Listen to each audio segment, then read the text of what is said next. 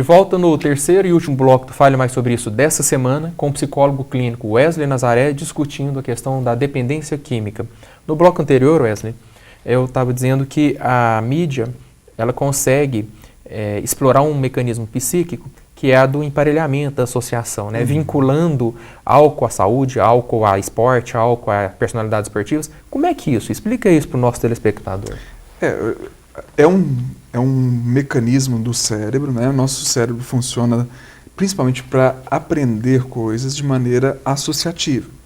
E se você emparelha algo, por exemplo, neutro, que teoricamente seria neutro, como o álcool, e uma coisa bem legal, tipo alegria, mulheres bonitas, festas, esporte, acaba dando a impressão de que o álcool, então, é igual a todas essas coisas boas. E não só o álcool, né? Tem um mecanismo, a indústria do cinema hollywoodiana, se você pegar uns 10 anos para cá, muitos filmes, sobretudo de humor, têm associado muito a questão da maconha, né? Pega vários filmes, por exemplo, que personagens engraçados são personagens que usam maconha. A hora do relaxar é a hora de fumar maconha. Grandes amigos saindo e fumando maconha. Então, isso, qualquer amigos, comemoração, humor, comemoração, tudo associado a uma substância. É uma estratégia que acontece que o cérebro vai associando tudo isso como algo positivo. E quem quer vender, evidentemente, vai fazer essas associações e vai parecer que é ingênuo, vai parecer que é bom, vai parecer que é gostoso. Não que não seja, porque se a gente falar que droga não é prazerosa, a gente está negligenciando uma parte. Tem que encarar o problema com toda a sua realidade. Mas que, além de prazerosa, traz N prejuízos, N possibilidades, inclusive doenças e morte. Isso é que não é falado na hora de vender, por exemplo, um maço de cigarros, ou vender uma bebida alcoólica ou qualquer outra substância. E, infelizmente, essas associações vai trazendo para nós a questão de uma maior possibilidade de uso. E aí essa frequência também aumenta os pacientes que adoecem. Nem todo mundo que usa adoece, mas muita gente adoece. E essas pessoas não são porque... a gente normalmente ouve muito assim, isso é falta de trabalhar, isso é vagabundo, por isso que está desse jeito. E é uma questão que passa desse julgamento moral e passa por uma questão de saúde, patológica. É óbvio que tem que se fazer um diagnóstico, o diagnóstico é feito por um profissional da área de saúde, psicólogo ou médico, né, que poderia avaliar os sinais e sintomas. Então tem um grupo de sintomas de pelo menos 8 grupos de sintomas, onde 4 ou mais estiverem presentes, aí assim a gente fala, a pessoa tornou-se dependente químico. E a dependência química tem uma característica seguinte, é como determinadas doenças, como diabetes e outras doenças que não têm cura. Não tem cura, doutor? Não tem cura, tem tratamento, tem recuperação.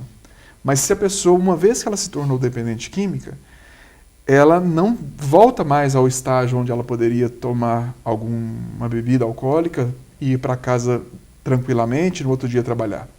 Ela ganhou um nível de dependência que, uma vez ativada, entra num ciclo que é auto-perpetuador. Se a pessoa tornou-se dependente de outras drogas, como cocaína e crack, e no começo ela tinha até um certo nível de controle, depois que a doença se instalou, ela não tem mais a condição de fazer um uso ocasional, e sim começa o uso patológico. Uma vez diagnosticado, eu acho que é importantíssimo falar sobre isso, sobre as várias possibilidades de tratamento. Porque a nossa cultura local fala muito de tratamento de internação. Tem que internar na fazendinha, tem que internar na comunidade terapêutica. É óbvio que esses serviços, sobretudo aqueles que são bem assessorados por profissionais da área de saúde, por pessoas que querem com seriedade trabalhar, são muito úteis à nossa sociedade para prestar um serviço de saúde pública. Mas não é só a internação o modo de tratamento eficaz. Na verdade, não existe um jeito correto. Existem possibilidades de tratamento.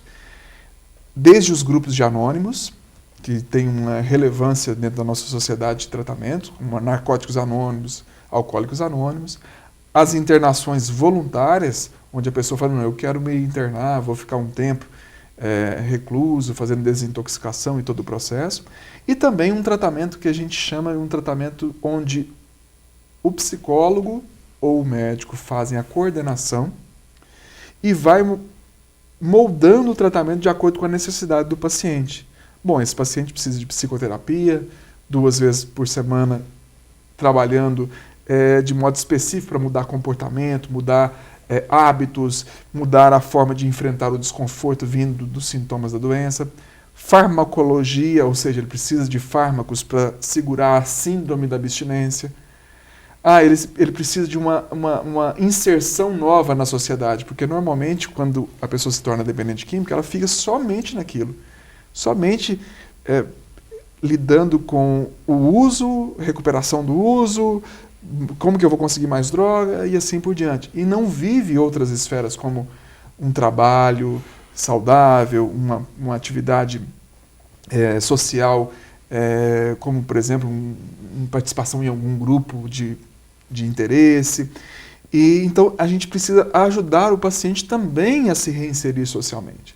E principalmente trabalhar também a família.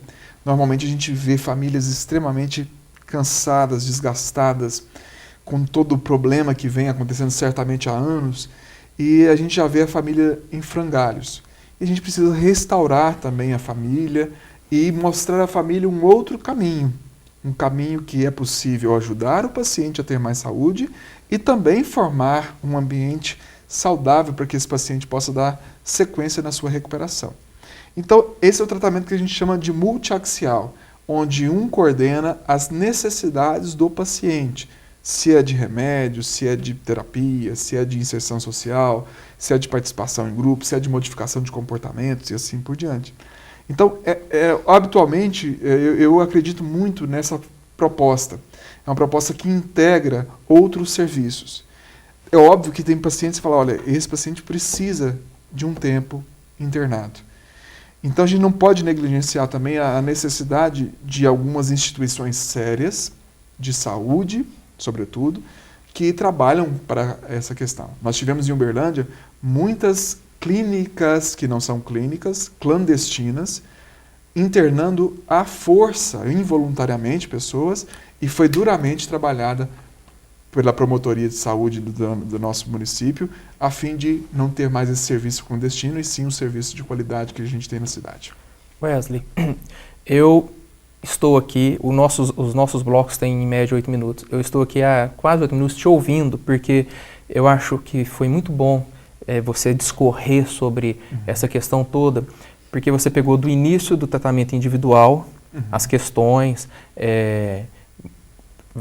multifacetadas, né? Porque às vezes o tratamento psicoterápico, o tratamento farmacológico, o olhar do psicólogo, o olhar do médico, a pertinência caso a caso, e terminou falando também da questão da família. Então, achei ótima a sua participação. Infelizmente, o nosso tempo se encerrou. Eu quero já te convidar para outros programas, para a gente se aprofundar essa temática. Sim. Pegando tudo isso que você nesse último bloco falou, e eu fiz questão de deixar você ir do individual ao familiar. Sim. Mas voltemos em outros momentos para falar mais sobre a questão da família, certo? Para contribuir com essas famílias que você disse que muitas vezes estão aí em frangalhos realmente, desgastadas, machucadas, tá? Sim. Agradeço a sua participação, sinta-se convidado. Obrigado mesmo, Wesley. Estou à disposição, vou deixar os meus contatos. Por favor, deixe aí. E que vocês possam também, a gente poder conversar em outros momentos. É muito importante esse espaço. Quero parabenizar você, Leonardo, pela iniciativa, toda a equipe, porque a nossa sociedade precisa de instrumentos de mudança. E esse, com certeza, é um instrumento que você está possibilitando para que as famílias possam refletir e pensar sobre saúde mental, que a gente tem que ter uma qualidade de vida em primeiro lugar. Vou deixar os contatos e vocês podem me procurar se precisar. Por favor. Tá? Por favor. Pode falar aí, seu telefone. Os telefones do nosso consultório é 3214-2521. E também eu tenho um blog que eu escrevo alguns artigos, www.wesleynazare.blogspot.com. Ok, está aí. Obrigado, Wesley. Obrigado também você pela audiência. Gostaria de te convidar a entrar no nosso site, o falemaisobreisso.com.br, onde você encontra uma lista de profissionais da saúde. Muito obrigado e até o próximo programa.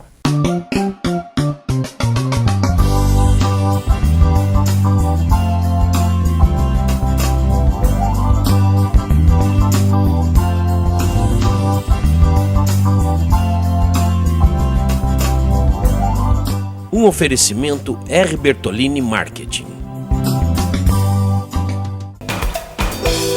Canal da Gente. A gente curte você.